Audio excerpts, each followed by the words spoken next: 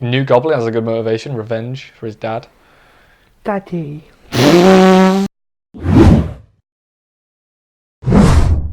Hi, this is Fried Gold. Do you start that again? Hi, I'm Dan.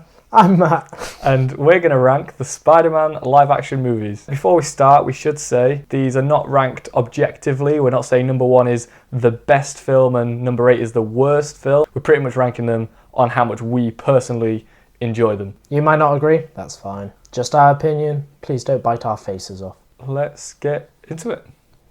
In last place, I don't think there's any doubt, number 8 is The Amazing Spider-Man 2. What a clusterfuck this was. It had too many villains, too many plot lines. The whole Gwen and Peter thing was just too back and forth. But most of all, the biggest sin it committed was it was actually boring. How do you make a Spider-Man movie with 3 villains boring? It was almost like, even though they had 3 villains, it was step 1 in this bigger plan. Because they were obviously trying to set up the Sinister Six film. Yeah. But almost too quickly. They basically did what DC did. They didn't establish their characters enough.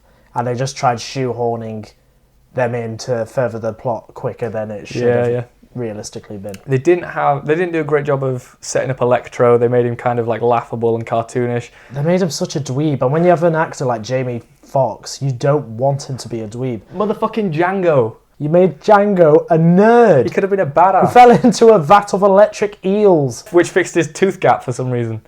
Yeah, I didn't even notice that. Whenever I think of that film, I always think like there's no real action sequences. There's the one bit in Times Square where it's all like slow-mo, but it's not really an action sequence. It's just like Peter goes to stop him, but it's not like this big memorable fight scene or anything. And then just as they're about to get into a fight scene, the movie cuts to black and the credits fucking roll. Great use of Rhino there, Sony. I should say, there is some stuff I do like in that movie. I think Emma Stone and Andrew Garfield have really good chemistry. And I still, even though it's not very Spider-Man-y, I do quite like the aesthetic of those Amazing Spider-Man films. That's literally all I've got. The costume was okay. I don't know why they felt the need to change it from the first film, because, to be honest, I quite liked the design of the Amazing Spider-Man 1 suit. And in the second one, it tries to go more comic book based. But I think, if anything, that's the sin of the Amazing Spider-Man 2. It's too comic booky. It's too comic booky, but it's also trying to be like going down the Dark Knight route of being like gritty and dark. It's trying to be serious, and it doesn't give you a good reason to think of it as being serious. Then when they have like fucking dubstep playing when the villain arrives and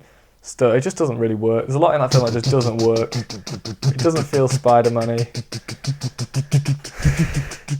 Stop. That's the thing, I've watched that film twice, because the first time I watched it, like a year later, I couldn't remember a single thing from it. And I was like, I should watch that again. Like maybe I missed a load. And nope, I watched it twice and I still can't remember anything. It's just so boring. Just so much happening, but nothing of any real value or memorability. It's a shame. It had the potential, but at the end of the day, Sony made a rushed film that in the end had no proper payoff, in my opinion. Coming in at number 7, we've got Spider-Man 3. This is a movie that people really shit all over, and I can see why, but I think I like that a lot more than most people do. Sam Raimi does create a very mediocre Spider-Man film in terms of what we could have got. What they did with the Venom character, I think, was a little too... It was just subpar, wasn't it? Yeah, there's definitely issues with the film, but say what you want about the overcrowding of villains or the whole Sandman actually killed Uncle Ben plot twist, which I hate. But the fact is, it's an entertaining as hell movie. Even the bit with emo Peter Parker is still entertaining. It's cringy, but that's the point. Like, I always think people don't know that. Like, people always go, oh, it's so cringy. I'm like, it's supposed to be cringy. And people go like, oh, I hate that bit. It's cringy, but that's the point. I just think it was unnecessarily cringy. Like, there's being cringy, and then there's, okay, you've lost me. What the fuck is going on? But, like, you know, there's some fight scenes with Sandman that are really memorable. The action's good, but because of the amount of villains in the film, it's almost like there are too many fights. From the top of my head, I can recall 5 fights throughout the film. And because of how many there are, they almost try and, like, rush them. They're all over in like a matter of like minutes. It's just like that could have been much better. You know what? I watched Spider-Man 3 the other day. You know the scene at the beginning where he's fighting New Goblin, they're going through that like alleyway? The CGI on that is fucking shocking. It's terrible. So yeah, some of the CG hasn't aged very well. But in general, it's an entertaining time. It's definitely got its issues. It's the weakest of that trilogy by far. But I do like it more than most people. I wouldn't go anything above mediocre, but you know, I still get something from it. It's the kind of movie that I watched a lot as a kid, so my nostalgia kind of overrides a lot of the issues. Like if it came out now, I probably would watch it once and never watch it again. But because I kind of grew up watching it. I feel like I'm a bit past it, to be honest. But anyway, it's not a bad film, but it comes towards the bottom of our list. Yeah. At number 6, we have The Amazing Spider-Man 1. Not a bad film. I'd say this is the point where they're all decent from here on out. This is one of those reboots that did its job quite well in that it established a new take on the character. I don't quite agree with a lot of the choices they made for him, like to make him like a skateboarder, yeah. Well, I think the idea was that, and the evolution of a nerd, like what was nerdy, you know, in the 60s is different to what's nerdy now. And so they kind of tried to update it. You associate skateboarding with someone who is, like, quite cool. He's also too handsome to be Spider-Man. You know what I mean? Like, he's handsome. He's like, he shouldn't have any issues with the ladies. Look at him. Look at him.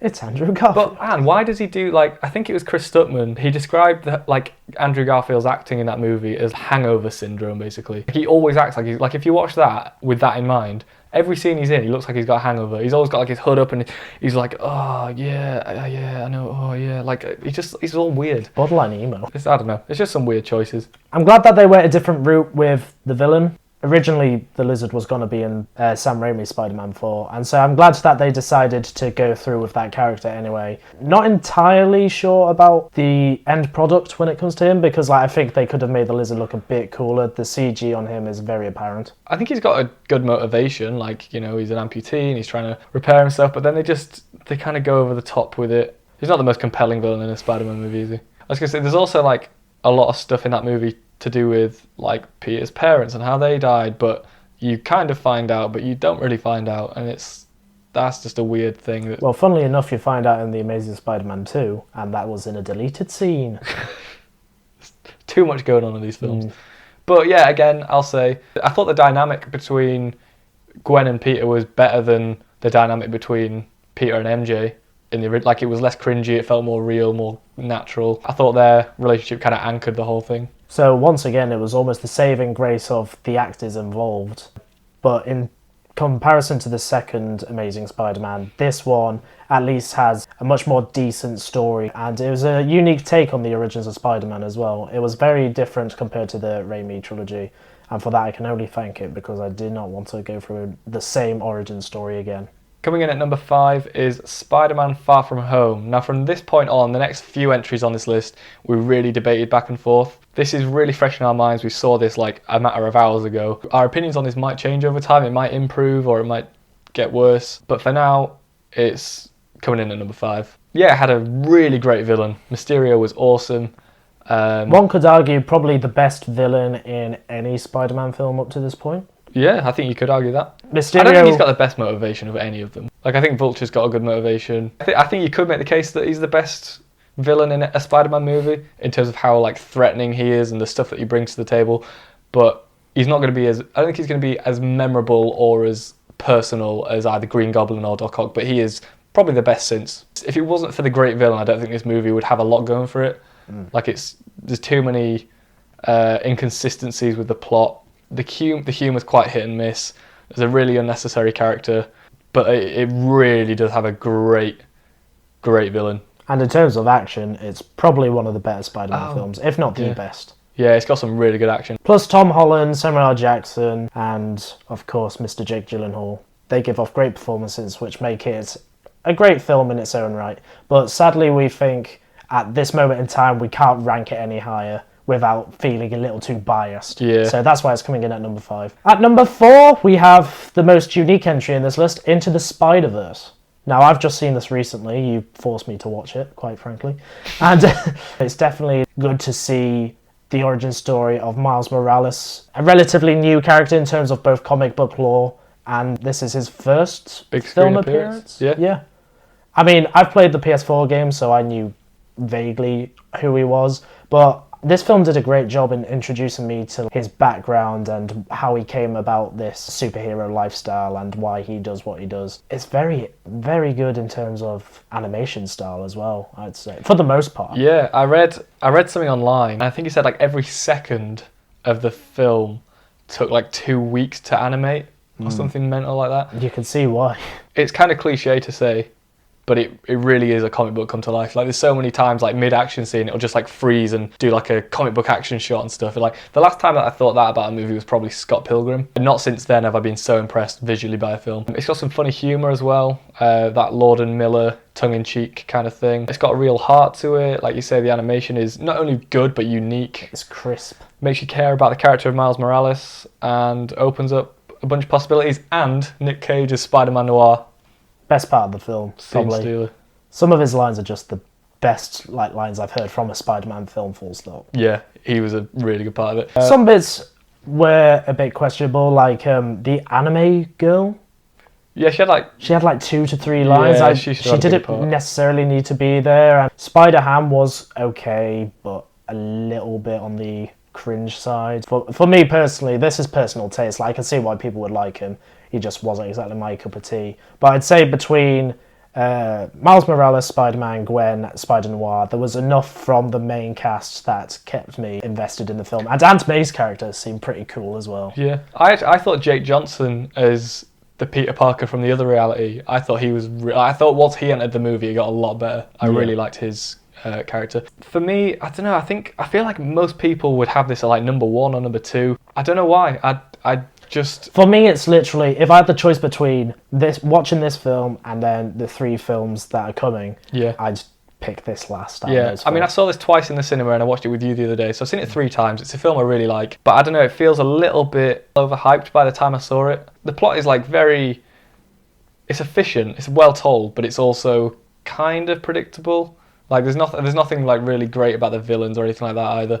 Good film, but we just prefer the next 3. And number 3, it's Spider-Man Homecoming. The film that saved the character from Sony's evil clutches. This film was great for me personally because after Amazing Spider-Man 2, I was just so done with what they were trying to do with the character. I didn't want to see another reboot, but at the end of the day, I think what Marvel chose to do in actually casting Tom Holland as a younger version of Spider-Man, as he's meant to be. Isn't it crazy that it took them 3 attempts to figure that out? The fact that it took them that many attempts to actually cast what is effectively a kid as Spider-Man is just absurd. I'm so glad they did, though. Doing this film really brought Spider-Man back to his roots. It focused on his high school life and the problems he would face while having that dual identity of being a superhero while trying to lead a normal teenage life. And bringing in Michael Keaton in as the Vulture is just probably the best casting choice for that character. Yeah, he was good.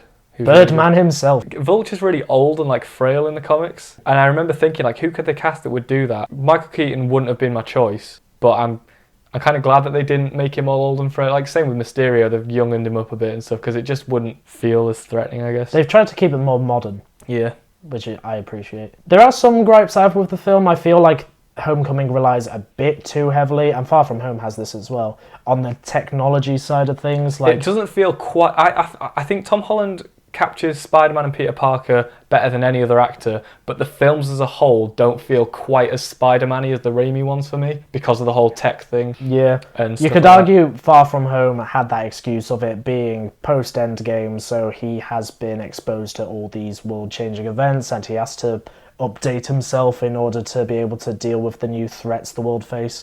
But I feel like the technology he was provided with in Homecoming was a bit excessive to the point where it was almost going against the character we grew up and loved from the comics. I know what you mean. So when we saw Tom Holland in Civil War, and then you got the post-credit scene of him in his bedroom, and he's got the thing, that was genuinely that was the most excited I've ever been, probably leaving a cinema, or at least one of the most excited times. And for the most part, they met my expectations with that movie. I love the whole John Hughes vibe. Although when they referenced Ferris Bueller's Day Off, which is a movie that I love, up there, it annoyed me that they referenced it, which I thought was awesome, but then they referenced the fact that they referenced it, and I was like, well, the beauty of, like, the brilliance of references lies in the subtlety. So I don't know why they referenced the fact that they referenced. So that was always a thing that stood out to me as being weird. But generally, it was funny. It had that cool high school vibe. It did a great job at bringing in a completely new character of Ned. and making him the perfect character to bounce off from Peter That's a good Parker. point. I find it a bit weird that Harry Osborn wasn't going to be in it, but now I don't need that now. Like, Ned's good enough. Just as a whole, a good, well-written film. And that's why it comes in at number 3 on our list. At number 2, we have the original Spider-Man. Probably the first Marvel film to capture, like, mainstream attention. Because X-Men was a film that came out before that, but it didn't get And that Blade. huge a reception, did it? Yeah, Blade I think came out before as well, but it wasn't massive. I mean, I don't even remember the first time I saw this, because this is one of those films that I've seen like countless times. I don't remember a time when I didn't love Spider-Man. Like, I grew up watching the 90s show, and then I don't remember this coming out, but I remember watching it a lot. And it's just one of those films that I can stick on at any point. Like, the sequence where he's learning how to use his powers, I just love. People complain that it's cheesy, and it is, but that's kind of the charm of it for me. I love the cheesiness of it. It could get away with it back then, I'd say, because this was like the first time it had properly been done. Willem Dafoe as Green Goblin is Perfect. Yeah, perfect casting. He pushed really hard to get that role, and you can tell when he's acting that he's passionate about that performance. There's just so much about that movie that you remember. The score, Danny Elfman's score, like, you listen to that and it just takes you right back to those movies. It was quite a brutal film as well. I The remember scene when he's fighting Green Goblin at the end and he's getting his fucking ass kicked. that's the moment I remember from in the cinema. I was just sat there thinking, should I be seeing this? Were you scared of Green Goblin as a kid? Not scared. No. He definitely had a creepy vibe around him. Yeah, the scene that used to scare me is where he's talking to himself in the mirror and there's all the masks around and he's like looking around like which... And the reflections talking to him. Yeah, that used to creep me out. And that's all props to Willem Dafoe actually establishing this difference between almost the two characters he's playing. Yeah. Norman Osborn and Green Goblin, the fucking psychopath. J.K. Simmons as J. Jonah Jameson is one of the best casting choices ever. He's perfect. Every scene he's in is amazing. Even in Spider-Man 3, whenever it's at the Daily Bugle, it's just funny. And it's so from the comics. He just makes that character work. He's just the perfect dickhead. J.K. Simmons as J. Jonah Jameson, the perfect dickhead. It's a perfect blend of that early 2000s cheese, but also of bringing in a new wave of sort of realistic comic book movies. And it's got charm for days. At number 1, it's Spider-Man 2. Was there really any doubt? We've got the poster. Yep, for anyone who doesn't know what poster's behind my head, it's Spider-Man 2. We're slightly biased. Yeah, this is the only Spider-Man film I would say is genuinely one of the best comic book films. Yeah. Where do you even start? I mean, Alfred Molina as Doc Ock is just awesome. He's really good casting, you really feel for that character, but he's also a threat. And I think it'll be hard to top him if they ever decide to bring Doc Yeah. Ock back to the big screen. There's some really great fight scenes with him as well, like on the train and on the clock tower. The train in scenes- the bank. The train scene at this point is iconic, isn't it? The bit where Spider-Man's trying to stop the train with the webs, that's so iconic nowadays. They tried to put their own spin on it in Homecoming with the boat Yeah. scene. And the moment after it where they like pass his body through the train and they see who he is and they're like, oh, he's just a kid. And they just agree to put the mask back on him and not... He's a reveal kid the with the DNA. power of Jesus. I love that. There's other fight scenes like the one in the bank and the one on the clock tower that are still really good when you watch them now. I love the Spider-Man No More storyline. I think that's really well done. Mm-hmm. The Aunt May's There's a Hero in All of Us speech is one of the best films in the trilogy. The hospital scene Yep. is one of the best, probably the best. As close scene to in the being a trilogy. horror scene you can get in a comic It's book. classic Evil Dead Sam Raimi, isn't it? As far as I'm concerned, it's pitch perfect. Like, the pacing, for me anyway, is perfect. It's got kind of a slow start, like the first 20 minutes is just stuff going wrong for Spider-Man, but that's what Spider-Man is. It does everything that a great sequel should do. It ups the stakes, it delves deeper into the character, it expands on the world. It gives Doc Ock a great character in his own right and great motivation. Yeah, you genuinely care about that character. You don't even want him to be a villain because you like Otto Octavius. But yeah, that's why it's at the top of our list. Yeah, that's our ranking. Let us know in the comments if you agree or disagree. That's the fun of it. We've got some more videos coming out soon, so stay tuned for that. Until then, I've been Matt, I've been Dan. and that was cringy as fuck. Love it.